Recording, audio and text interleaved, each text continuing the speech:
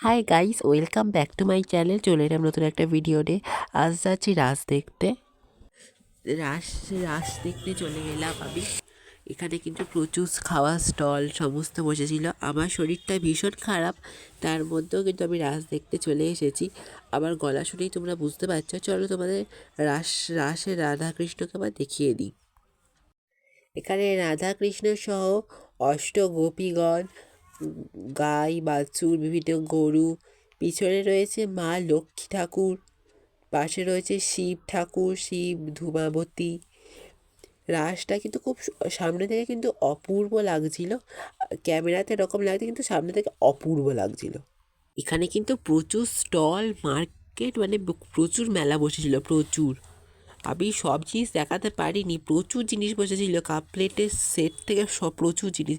তারপরে একটু খেয়ে নিলাম ঘুগনি সমস্ত। তার পাশে এখানে শিব ঠাকুরটা কিন্তু খুব সুন্দর লাগছিলো। এটা কিন্তু লক্ষ্মী পাচ্ছে, আমি শর্টসে দিয়েছি, তোমরা দেখেছো।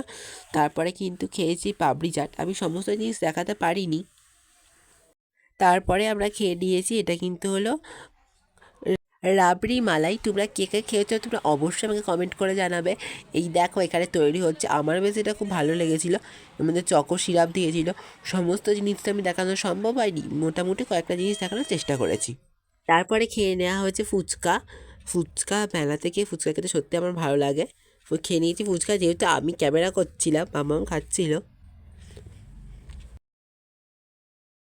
এই দেখো, চলে এলাম রাস দেখতে রাজবাড়ির ভিতরে। রাজবাড়ির ভিতরে এখানে কিন্তু শ্রীকৃষ্ণের গোবর্ধন লীলাটা খুব সুন্দর করে দেখিয়েছে।